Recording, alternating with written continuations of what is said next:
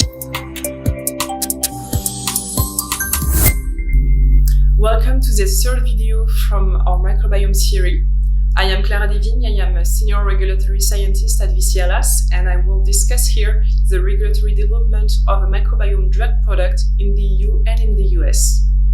In the EU, a product can be regarded as medicinal because of two aspects, either because it is presented as having such properties or because of its mode of action. For the first case, if the product is presented either for the treatment or the prevention of a disease, it leads to a medicinal product classification. And similarly, for the second case, if the product is supposed to act through immunological, pharmacological, or metabolic means, as opposed to mechanical, for example, this will also lead to a medicinal product classification. We have a similar approach in the US, with both the mode of action and the intended use being important for the classification. So in the intended use of the product covers diagnosis, cure, prevention, treatment or mitigation of a disease, or in the other end, if the product is supposed to act by impacting a body structure or function, it will lead to a drug status in the US. In both geographies, both the mode of action and the presentation of the product are key in determining the appropriate drug or non-drug status of the product. So it will be very important for you to identify your product's claims and its mode of action so you can choose whether your product will be regarded as a drug or not. More specifically, microbiome drugs are much likely to be regarded as biological, though both in Europe and in the US, there are specific statuses to designate products from a biological nature. In Europe, the key for being regarded as a biological medicinal product is that the active substance is extracted from a biological source. So, for example, it can be a toxin produced by a bacteria. In the US, the approach is slightly different because we have an exhaustive list of products that are included in the scope of the definition. A particularity to be noted is that analogous products are included in this scope, irrespective of their source of origin. So, for example, a phage can be a typical microbiome product that could fit within the definition. Another US particularity is that there is a specific status for live biotherapeutic products, LBPs, which, as the name indicates, contain live microorganisms. It should be noted that vaccines are excluded from the scope of this LBP status, and the FDA has provided a specific guidance for the development of LBPs that should be considered if you want to tackle the US market for this kind of product. An important remark is that currently in the EU, there is no equivalent harmonized regulatory status to the LBP status in the US. In terms of regulatory development, the pathway for a microbiome product will depend directly on its status, as we discussed before. Whether it is a biological drug or a classical drug product, it will change both the authorities that will evaluate the product, so the authority or the center in charge of it, or it will also impact the evaluation process that the product will undergo.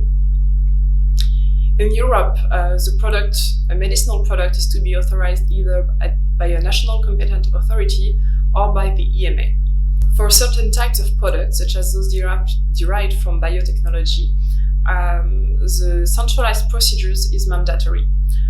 So it means that the product is reviewed by the EMA and that the approval of the product is valid in the entire community with one single application. So several procedures exist at the national or multinational level in the EU for evaluation and approval of a drug product. So those procedures include the decentralized procedure, mutual recognition procedure, or national procedures. Whether a microbiome product is to be evaluated at the national or EMA level is to be carefully examined. In the US, a drug product will be reviewed either by the CDER or the CBER, which has different centers of the FDA. The appropriate center, depending on whether it's a biologic or not, will review the application based on a BLA, Biologic License Application, or an NDA, New Drug Application. It should be noted there is no abridged application for biologics as for other drugs. So the appropriate status for a microbiome product based on its mode of action and on its intended use will be important to determine in order to choose the appropriate regulatory and approval pathway for a microbiome product. But before obtaining a marketing authorization, there are several challenges that a microbiome product must face and address. So both the EU and US authorities have established particular pathways for the development of specific innovative products, and microbiome products may be eligible to some of them.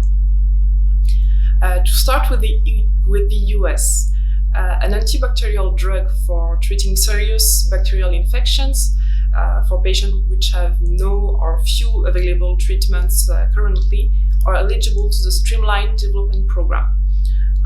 An example of this could be a drug with an added inhibitor that neutralizes the mechanism of resistance of the bacteria. A similar process is the LPAD pathway, which is for antibacterial and antifungal drugs that address serious or life-threatening diseases in limited population of patients with an unmet medical need. And in the EU, the drugs that have the potential to address an unmet medical need might be eligible to a point scheme which grants access to specific incentives, such as, for example, accelerated assessment or scientific advice. So microbiome drugs are innovative products that can, for example, tackle conditions that were not addressed so far with the current treatments, or they can also address rare diseases.